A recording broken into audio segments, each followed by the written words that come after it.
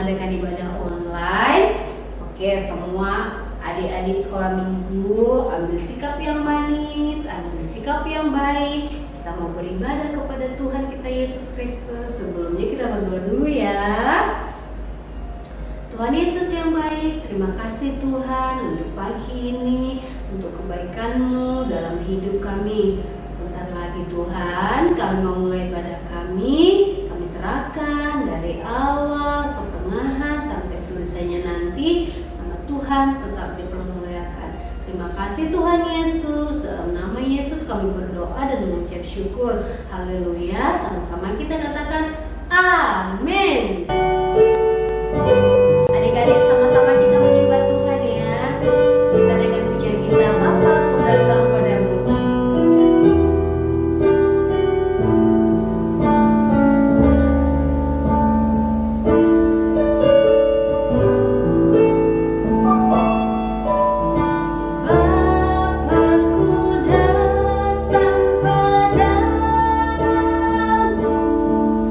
Naik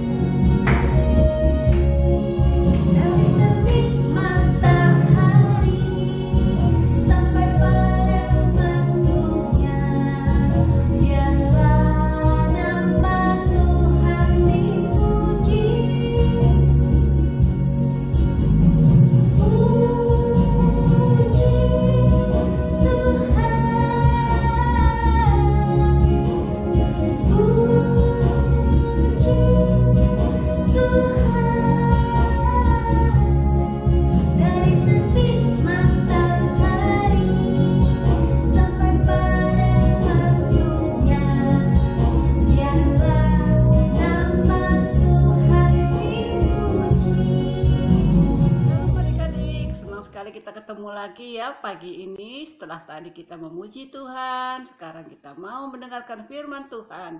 Sekarang adik-adik duduk yang manis, jangan berbaring atau tiduran ya. Karena kita mau mendengar firman Tuhan. Yuk kita semua duduk dengan baik, yang sopan. Dan mari kita lipat tangan, kita mau berdoa sebelum mendengar firman Tuhan. Tuhan Yesus, terima kasih kami pagi ini mau mendengarkan firman Tuhan. Ajar kami ya Tuhan, supaya kami bisa mengerti firman-Mu dan kami bisa juga melakukannya setiap hari dalam hidup kami. Terima kasih Tuhan Yesus. Amin. Nah, sekarang kita mau membaca firman Tuhan.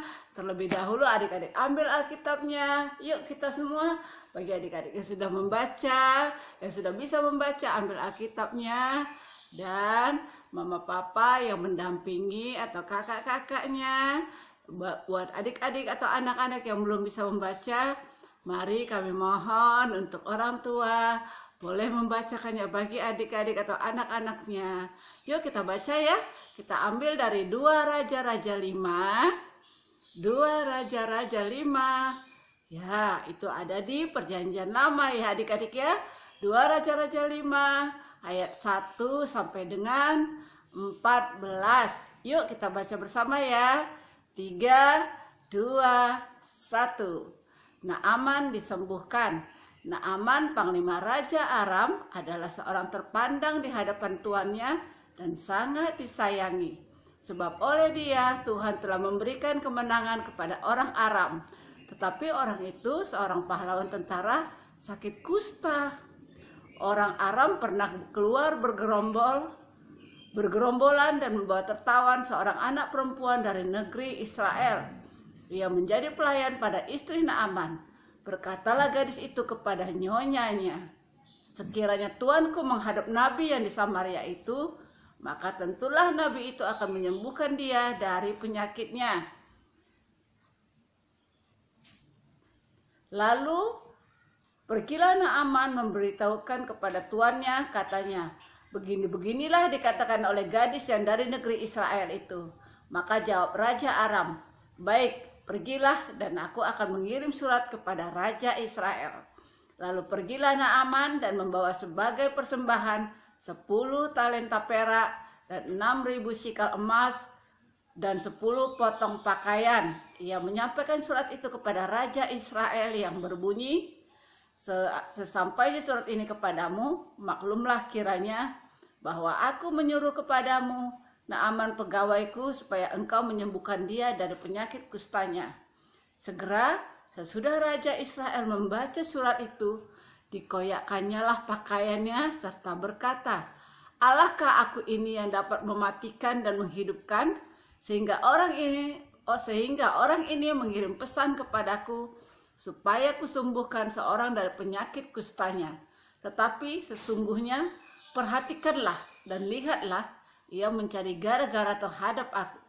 Segera sesudah didengar Elisa abdi Allah itu bahwa Raja Israel mengoyakkan pakaiannya, dikirimnyalah pesan kepada raja. Bunyinya, mengapa engkau mengoyakkan pakaianmu? Biarlah ia datang kepadaku, supaya ia tahu bahwa ada seorang nabi di Israel. Kemudian datanglah Naaman dengan kudanya dan keretanya, lalu berhentilah di pintu rumah Elisa. Elisa menyuruh seorang suruhan kepadanya mengatakan, pergilah mandi 7 kali dalam sungai Yordan, maka tubuhmu akan pulih kembali, sehingga engkau menjadi tahir. Tetapi pergilah Naaman dengan gusar sambil berkata, aku sangka bahwa setidak-tidaknya ia datang keluar dan berdiri memanggil nama Tuhan Allahnya, lalu menggerak-gerakkan tangannya di atas tempat penyakit itu, dan dengan demikian menyembuhkan penyakit kustaku. Bukankah Abana dan Parpar, sungai-sungai Damsyik, lebih baik dari segala sungai di Israel? Bukankah aku dapat mandi di sana dan menjadi tahir? Kemudian berpalinglah ia dan pergi dengan panas hati. Tetapi pegawai-pegawainya datang mendekat serta berkata kepadanya, Bapak, seandainya nabi itu menyuruh perkara yang sukar kepadamu, Bukankah Bapa akan melakukannya? Apalagi sekarang. Ia hanya berkata kepadamu, mandilah dan engkau akan menjadi tahir. Maka turunlah ia membenamkan dirinya 7 kali dalam sungai Yordan, sesuai dengan perkataan abdi Allah itu. Lalu pulihlah tubuhnya kembali seperti tubuh seorang anak, dan ia menjadi tahir. Nah, adik-adik, demikian firman Tuhan yang sudah kita baca ya. Kita tahu bahwa ceritanya tentang seorang nabi, ceritanya tentang seorang panglima perang. Wah, berarti panglima perang dia hebat, dia jago, dia kuat. Tapi dia punya kelemahan. Dia sakit kusta. Nah, adik-adik tahu nggak sakit kusta itu? Sakit kusta itu sebuah penyakit kulit yang badannya akan putih-putih seluruh badannya. Nah, ada lagi penyakit itu dia memakan persendian jari-jari atau sendi-sendi ya, sehingga nanti tiba-tiba ini jarinya ini bisa putus, jari tangan, jari kaki. Tapi orang yang menderitanya tidak mengetahui atau tidak merasa sakit ketika jari-jarinya itu putus. Demikian juga Naaman, dia seorang panglima yang hebat, yang selalu memenangkan perang. Bahkan ketika mereka berperang melawan Israel, mereka menang. Dan dari Israel itu tahu nggak adik-adik, Naaman bawa seorang anak perempuan. Dia bawa ke rumahnya dan dijadikan apa? Ternyata dijadikan pembantu atau asisten rumah tangga yang membantu istrinya di rumah. Nah, karena Naaman ini dia sakit kusta itu, dia bersedih hati. Ya, dia sedih, dan melihat hal itu, gadis Israel tadi bilang sama istri Naaman, "Bu, di Israel ada loh yang bisa menyembuhkan." Dia pergilah ke sana. Dan istri Naaman bilang sama Naaman, sama suaminya, "Pak, pergi ke Israel, di sana bisa sembuh." Tapi ada satu hal yang tidak dikasih tahu adik-adik. Yang tidak dikasih tahu adalah anak gadis ini, anak perempuan ini tidak bilang kalau yang menyembuhkan itu seorang nabi. Sehingga ketika Naaman pergi menghadap rajanya, dia bilang sama rajanya, "Tuan, izinkan saya pergi ke Israel. Di sana katanya bisa sembuh sakit kustaku." Nah, karena Naaman ini panglima yang dikasihi sama raja, raja menulis surat untuk raja Israel untuk dibawa Naaman supaya dia bisa disembuhkan. Ketika Naaman pergi dengan membawa surat ke Israel, dia pergi, dia ketemu dengan raja, dia kasih suratnya ke raja. Rajanya baca, wah, rajanya bilang, "Emang aku bisa menyembuhkan orang?" katanya gitu. Dan karena begitu, ternyata Nabi Israel mendengar.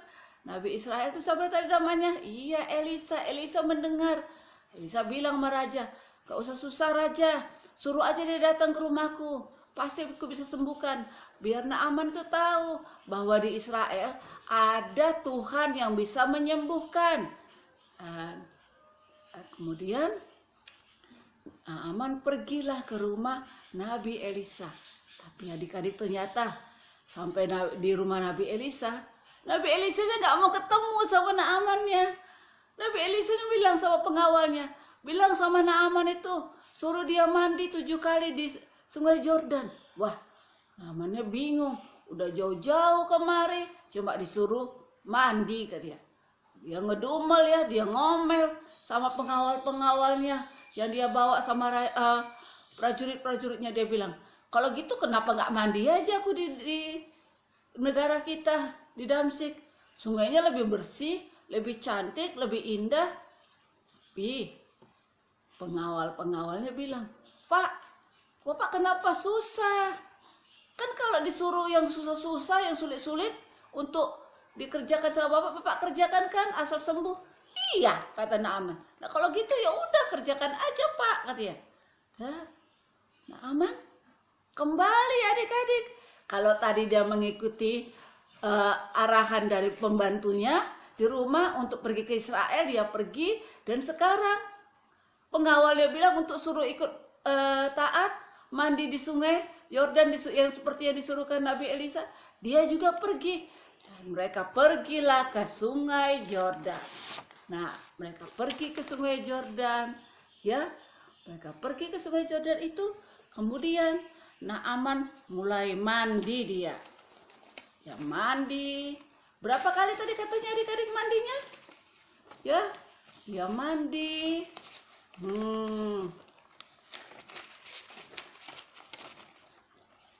Ya, mandi, turun lagi, mandi, turun lagi. Sampai berapa kali adik-adik? Mandi dan turun kembali. Sampai 7 kali. Dan ketika 7 kali dia sudah masuk, kemudian dia keluar dari air. Ya, dia keluar dari air. Ternyata lihat, wah, badan Naaman sudah bersih. Dia sudah sembuh. Ya, Tuhan sudah menyembuhkan Naaman dengan mandi 7 kali di sungai Yordan. Ya, kenapa Naaman bisa sembuh? Karena Naaman meskipun dia hebat, dia panglima, tapi dia memiliki ketaatan. Ya, dia taat akan perintah Tuhan melalui Nabi Elisa. Dan coba kita lihat adik-adik di Lukas 4 ayat 27. Apa katanya di situ ya? Yuk, ada yang tahu? Kalau sudah ketemu boleh dibaca ya adik-adik ya. Lukas 4 ayat 27. Ya, coba ini Miss baca ya. Dan pada zaman Nabi Elisa, banyak orang kusta di Israel dan tidak ada seorang pun dari mereka yang ditahirkan selain daripada Naaman orang Syria itu. Nah, ternyata adik-adik nggak ada yang sembuh dari sakit kustanya kecuali Naaman. Sendiri dia yang disembuhkan oleh Tuhan. Kenapa? Ditahirkan artinya disembuhkan ya. Cuma Naaman yang disembuhkan oleh Tuhan. Karena dia taat, dia rendah hati. Kenapa dia rendah hati? Karena dia panglima, tapi dia mau dengarkan perkataan orang-orang yang dibawanya, seperti pembantu istrinya yang di rumah, dan pengawal-pengawalnya. Dia mau mengikutinya, sehingga Tuhan menyembuhkan Naaman. Begitu juga dengan adik-adik di rumah. Kalau mama papa minta tolong mengerjakan sesuatu atau disuruh apapun, yuk kita belajar taat dan rendah hati adik-adik. Karena berawal dari ketaatan kita akan mendapatkan berkat-berkat Tuhan yang luar biasa dalam hidup kita. Adik-adik boleh coba lakukan di rumah. Ya adik-adik ya. Nah, kita sekarang mau mencoba belajar taat bersama di dalam rumah maupun bersama ketika di sekolah. Meskipun saat ini kita masih sekolah di rumah, tapi kan tetap aja ada perintah-perintah guru-guru dari sekolah melalui Zoom. Adik-adik boleh ikuti dengan taat dan jangan ngomel ya adik-adik ya. Sekarang kita mari berdoa, kita tutup ibadah kita pagi hari ini. Tuhan Yesus, terima kasih kami sudah mendengar firman-Mu Tuhan. Ajar kami ya Bapa untuk boleh menjadi orang yang rendah hati dan menjadi anak-anak yang taat. Sehingga kami boleh menyenangkan hati Tuhan beserta orang tua kami. Terima kasih Tuhan Yesus. Amin. Shalom adik-adik, selamat hari Minggu. Ketemu lagi dengan Miss Jessica di acara Sekolah Minggu NLAC My Home. Hari ini kita akan membuat kreasi dengan tema mulai dari taat. Yuk kita buat kreasi. Cara pembuatannya adalah kita ambil botol bekas tadi dan kita lipat dan tutupi botol itu dengan kertas HPS adik-adik. Setelah itu kita lem dan kita buat kreasinya. Misalnya entah kita buat kayak bentuk hewan atau apapun terserah adik-adik. Setelah itu kita ambil keempat tutup botol tadi untuk sebagai kakinya adik-adik. Nanti jangan lupa kita bolongi untuk celengannya adik-adik menggunakan cutter. Oke adik-adik? Dan inilah hasil kreasi kita minggu ini adik-adik, di mana Miss membuat celengan dari botol. Dan temanya kan mulai dari taat. Kita bisa mulai dari taat menabung, taat beribadah, dan taat melakukan perintah dari orang tua ya adik-adik. Demikianlah hasil kreasi kita. Shalom.